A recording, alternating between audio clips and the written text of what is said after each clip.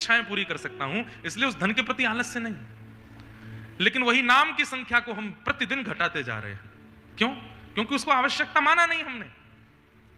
नामाचार्य हरिदास ठाकुर का नियम था, प्रत्येक दिन 3 लाख नाम करते थे। प्रत्येक दिन व्यक्ति यदि 3 लाख नाम करे तो एक महीना में कितने होंगे? कितने होंगे? प्रत्येक दिन 3 लाख नाम करे तो एक महीना में कितने हो जाएंगे? कितने? लेकिन हरिदास ठाकुर जी एक महीने में 1 करोड़ नाम करते थे। आप कहोगे महाराज जी संपट कैसे बैठा? तो हरिदास ठाकुर जी क्या करते थे, जैसे ही महीना का अंतिम 7 दिन आते थे तो अपना नाम बढ़ा देते थे। बोले 90 लाख की संख्या उचित नहीं, 1 करोड़ होना चाहिए। और फिर उसमें ज्यादा ज्यादा करते थे, ज्यादा ज्यादा करते थे। 3 लाख नाम करने में स्थिति यह थी कि 24 घंटे में से 20 घंटे तो केवल भजन चलता था, बाकी के 4 घंटे में सोना, खाना, पीना, स्नान करना, तिलक स्वरूप करना, आदि आदि सब कुछ 4 घंटे में। और आश्चर्य होगा आपको जान करके, आप जन्म से हिंदू नहीं थे, यवन परिवार में आपका जन्म हुआ था, लेकिन भगवत नाम की ऐसी कृपा हुई कि आप हरि नाम करने लगे। एक बार यवनों को पता चल गया कि यवन होते हुए भी और ये हिंदुओं के भगवान का नाम जपता है, ये नाम जप करता है, कीर्तन करता है। तो उस काल के तत्कालीन राजा ने आज्ञा की कि इनको भरे बाजार में हाथ पैर बांध करके चलाओ और सबको दिखाते हुए इनमें कोड़े मारो। और कोड़े भी सामान्य कोड़े नहीं, कोड़े में कांटे लगा करके मारना, ताकि देखने वाले अन्य यवनों को पता चले कि काफिरों के भगवान का नाम लेने की सजा क्या होती है। उनका नाम नामाचार्य कहा गया, वो नाम के आचार्य थे हरिदास ठाकुर। जब उनको भरे बाजार में लेकर के गए और जब कोड़े मारने लगे यवन, तो जैसे ही कोड़ा पड़ता, हरि बोल हरि बोल हरि बोल हरि बोल कह करके रोते थे। और वो जितनी तेज रोते उतनी तेज कोड़ा और मारा जाता, तो पहले से और तेज हरि बोल बोलते। घर के लोग, बाजार के लोग सब अपनी दुकानें बंद कर करके भाग जाते और खिड़कियों में से बस रोते रोते हरिदास ठाकुर को देखते। हरिदास ठाकुर जब जोर से कोड़ा पड़ता और मुख से हरि बोल निकलता तो चरणों में गिर जाते कोड़े मारने वालों के। अरे चरण क्यों छूता? हम कोड़े मार रहे हैं, तू चरण पकड़ता है। बोले मैंने सोचा था कि मैं अपनी पूर्ण वेग के साथ हरि नाम बोलूंगा, लेकिन आज तक नहीं बोल पाया। आपकी बड़ी कृपा, ऐसा कोड़ा मारा है कि मेरे मुख से पूर्ण वेग से हरि नाम निकल रहा है। और मारिए, मेरा कंठ अवरुद्ध हो जाए, ये स्वर नष्ट हो जाए, मेरा गला फट जाए नाम गाते गाते, और मारिए मुझको। ऐसे हरिदास ठाकुर कहते हैं कि जब कोड़े मार रहे थे यमन, तो रक्त की धार बह रही थी पूरे अंग से, और आप प्रसन्न मुद्रा में हरि बोल हरि बोल हरि बोल कह रहे थे। उस समय भगवान के सुदर्शन चक्र को इतना क्रोध आया कि आकाश में सुदर्शन चक्र एक दूसरे सूर्य के भांति भ्रमण करने लगा। एक सूर्य तो पहले से ही था, तभी दूसरा सूर्य आता हुआ दिखा।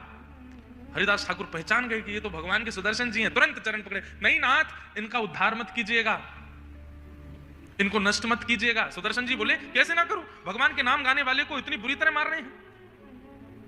तो हरिदास ठाकुर कहते हैं कि नाथ, ये सतयुग नहीं है, द्वापर नहीं है, त्रेता नहीं है, ये कलयुग है। कलयुग में उद्धार नहीं, स्वीकार करना है। कलयुग में मारना नहीं है, कलयुग में तारना है। नाथ, इन सब पर कृपा करो। हमें कोई अपशब्द बोल दे तो हम उसकी FIR दर्ज कराने पर तुले रहते हैं। अब आप सुनकर के हंसेंगे, ऐसे ऐसे लोग हैं संसार में।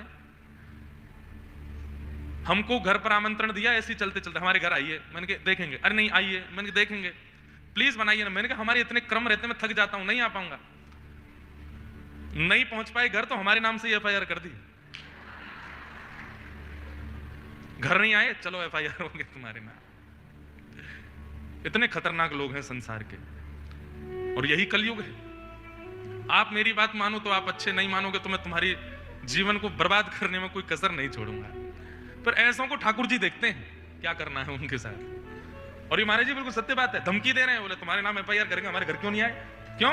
हमारे बच्चे, परिवार और हमारी सब बाट देख रहे थे आपकी। अरे तो हमने कही थी समय नहीं है भाई, कैसे आए? बहुत विचित्र है संसार। लेकिन हमने नियम लिया महाराज जी, इस बार 20 जुलाई को हमको 10 वर्ष कथा करते हुए हो रहे हैं। 20 जुलाई को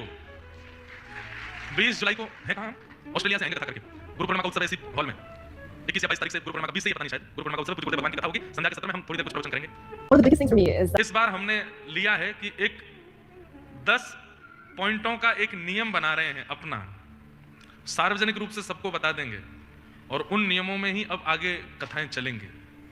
और उनमें बहुत सारे 10-12 नियम विशेष रूप से रहेंगे, सबको बता दिए जाएंगे। इस 10 वर्ष में कुछ तो ऐसा करें कि अब बस थोड़ी रुकावटें हों, थोड़ी मर्यादा हो। एक तो क्या है कि महाराज जी पूज्य गुरुदेव भगवान की कृपा से ठाकुर जी ने व्यवहार में कोई कपट नहीं दिया हमको, और ये इस बात का हमको अभिमान नहीं है, ये इस बात का हमको बड़ा ठाकुर जी से प्रार्थना है कि ऐसे ही बनाए रखें।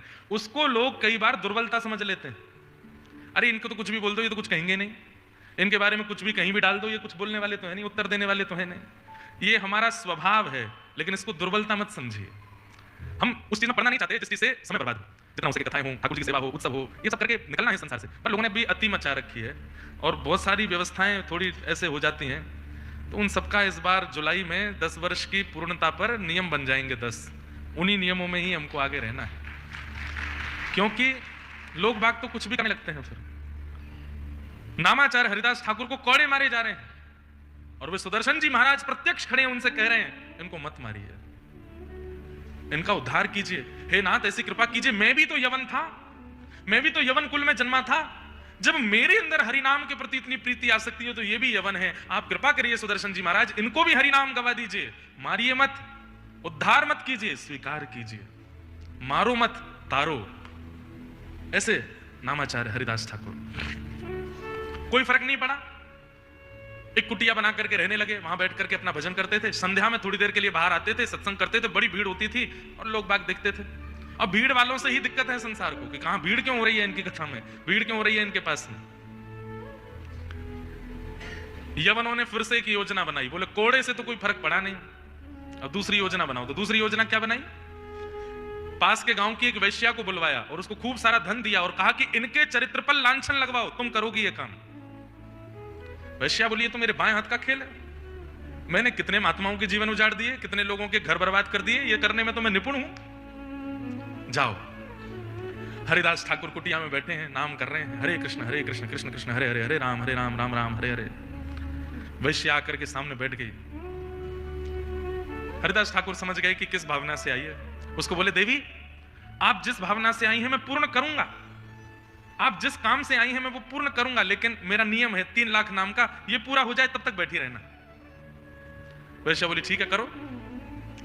हरिदास ठाकुर नेत्र बंद करके नाम कर रहे हैं और प्रत्येक नाम जैसे एक बार हरे कृष्ण कृष्ण कृष्ण हरे हरे, हरे राम राम राम हरे हरे, एक मंत्र से प्रार्थना करते हैं कि सामने जो आई है इसकी बुद्धि परिवर्तित कर दो। फिर दूसरा तीसरा ऐसे नाम करने लगे। करते करते 1 घंटा 2 घंटा 3 घंटा 4 घंटा 8 घंटा 10 घंटे 12 घंटे 15 घंटे नामाचार्य हरिदास ठाकुर तो नेत्रों से अश्रुधार और एक मुद्रा में बैठे। और वैश्या कभी ऐसे बैठे, कभी ऐसे बैठे, कभी ऐसे बैठे। बोले क्या हो रहा है, अभी और कितना रह गया है, 1.5 लाख हो गया है, अभी थोड़ा सा और बचा है, 1.5 और बचा है। बोले अभी 1.5 और करोगे, अरे बाद में कर लेंगे। नहीं, मेरा नियम हो जाए, जैसे किसी का स्नान का नियम है, किसी का ध्यान का नियम है, किसी का प्रसाद का नियम है, ये मेरा भोजन है, जब तक नहीं करूंगा मैं करूंगा आपकी इच्छा पूर्ण, पर ये नाम पूरा होने दो। रात हो गई। वैश्या बोली मुझे तो नींद आ रही है, मैं जा रही हूं। बोले हाँ ठीक है चलिए आप कल आ जाना, हाँ जल्दी सुबह आ जाना। जय बोलो वृंदावन बिहारी लाल। कल जल्दी आ जाना। वो ठीक है। अगले दिन वैश्या बाहर जैसे निकल के गई उस दिन, तो सब यवन बोले तुमने हल्ला नहीं किया। अरे तुम हल्ला करते हम पूरे गांव को इकट्ठा करते, जिस काम से गई थी कुछ किया ही नहीं। बोले अरे वो नाम ही नहीं छोड़ रहे हैं, 1.5 लाख नाम तो मेरे सामने बैठे बैठे किया, अभी कह रहे 1.5 और बच्चे हैं, लेकिन उन्होंने कल सुबह जल्दी बुलाया है। आज नहीं हो पाया काम, कोई बात नहीं, पहचान तो हो गई है, थोड़ा पहले दिन थोड़ा पहचान होनी चाहिए, एक दूसरे को देखना चाहिए, मन बनाना चाहिए, अब कल हो जाएगा काम।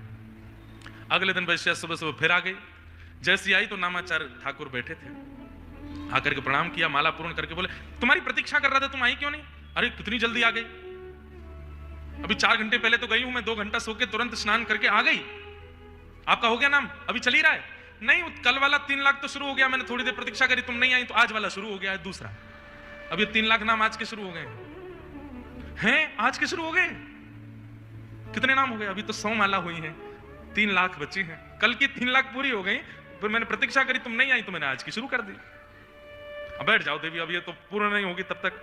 तब उसके मन में क्या आया, मैं इतनी रूपवान, मेरे नेत्र ऐसे, मेरी बोली ऐसी, मेरा शरीर ऐसा, मेरा यौवन ऐसा, मेरे विचार मेरे भाव ऐसे कि मैं जिस गली से निकल जाऊं वहां कोई मुझे देखे बिना ना रह सके। क्या है इस नाम में ऐसा जो ये व्यक्ति 24-24 घंटे जप रहा है। अब वो यही देखने के लिए कि इस नाम में ऐसा क्या मिल रहा है इनको कि ये बैठ करके एक आसन पर बैठ करके जप रहे हैं। जब उसके मन में ये इच्छा प्रकट हुई, ये इच्छा ही तो भगवत प्राप्ति कराती है कि क्या है कथा में, क्या है वृंदावन में, क्या है दर्शन में, क्या है रूप में, क्या है आचार्यों की वाणी में, जो लोग खींचे चले जा रहे हैं। और इस इच्छा से जब वो पहली बार आता है तब उसको ठाकुर जी पकड़ना प्रारंभ करते हैं। उसके मन में इच्छा प्रकट हुई, ऐसा क्या है इस नाम में, ये छोड़ते नहीं। और हरिदास ठाकुर तो मन ही मन कर ही रहे थे कि इस नाम का प्रभाव इसका मन परिवर्तित हो, इस नाम का प्रभाव इसका मन परिवर्तित हो। दूसरे दिन भी 8-9 घंटे प्रतीक्षा करने के बाद जब घर गई, फिर से यवनों ने कहा तूने आज भी अल्लाह नहीं किया। अरे वो नाम ही नहीं छोड़ते, क्या करूं। और अब क्या हुआ, बहुत ध्यान से सुनिएगा बंधुओं, एक बड़ा मतलब प्रेरणादायक कथा है ये। आज वो वैश्या जब लौट करके घर गई तो आज उसको ग्लानि हुई पहली बार अपने किए की, कि मैंने आज तक किया क्या। लोगों के घर बर्बाद किए, अनेकों को अपना बनाने का प्रयास किया। क्या मेरा जन्म इसी के लिए हुआ था? क्या मैं इसी के लिए संसार में आई हूं कि अपने रूप का, अपने तन का, अपने भाव का, अपने मन का सबका विक्रय कर दूं? मैं इसी के लिए संसार में आई हूं। और बंधुओं एक बात सुनिएगा, कथा सुन करके, नाम जप करके, नियम साधन करके, गुरु आज्ञा मान के जिस दिन आपको अपनी गलती का बोध होने लग जाए, समझ जाइएगा कि उस दिन आचार्य ने आपको कृपा भर के देखा है, उस दिन ठाकुर जी ने आपको देखा। जिस दिन अपने आप को बदलने की स्थिति, अरे झकझोर गई है आत्मा भीतर से कि ये मैं क्या कर रहा हूं, ये मेरा उद्देश्य तो नहीं है, जिस दिन ये भावना प्रकट हो जाए, समझ जाओ कि किशोरी जी को, ठाकुर जी को आपकी याद आ गई है। और अपने किए का कभी बोध ही नहीं होता। हम जो कर रहे हैं सब अच्छा ही कर रहे हैं, हम खा रहे पी रहे हैं, काम कर रहे हैं, छल कपट आदि सब कर रहे हैं, फिर भी मन में कभी नहीं आता कि ये गलत है। तो समझो ठाकुर जी की दृष्टि नहीं है आपके ऊपर। कई लोग संसार में, परिवार में ऐसे होते हैं, गलत पे गलत किए चले जाते हैं, उनको खूब समझाओ लेकिन उनको समझ में नहीं आता। इसका एक ही अभिप्राय है, महापुरुषों की और ठाकुर जी की अभी दृष्टि नहीं पड़ी है। जिस दिन दृष्टि ठाकुर जी की पड़ जाएगी उस दिन आंखों से आंसू और केवल ग्लानि होगी, ये मैंने क्या किया। अरे श्री माधवदास जी महाराज 24 वर्ष की अवस्था में जगन्नाथपुरी गए थे और केवल नील चक्र को देखा है, जगन्नाथ जी का दर्शन नहीं किया। नील चक्र को देख करके रोने लगे। क्यों रो रहे हैं? इतना रोए, इतना रो। किसी ने पूछा क्यों रोते हो? बोले मैंने 24 वर्ष गवा दिए बिना जगन्नाथ जी को देखे, इसलिए रोना आ रहा है। जहां मुझे पहले ही आ जाना चाहिए था, वहां मैं इतने वर्षों बाद आया हूं। इस बात की ग्लानि हो रही है। अपने किए का बोध होना, अपने किए की ग्लानि होना, अपने ऊपर संशय होना कि क्या मुझे ठाकुर जी मिलेंगे, ये सारी इच्छाएं आपकी प्रकट नहीं होती। ठाकुर जी जब आपको देख लेते हैं तब आपके चित्त में प्रकट होती। एक भोरी सखी का बहुत सुंदर पद है, हमारे हरिदास परंपरा की भोरी सखी हुई। प्यारी जू को मेरी सुध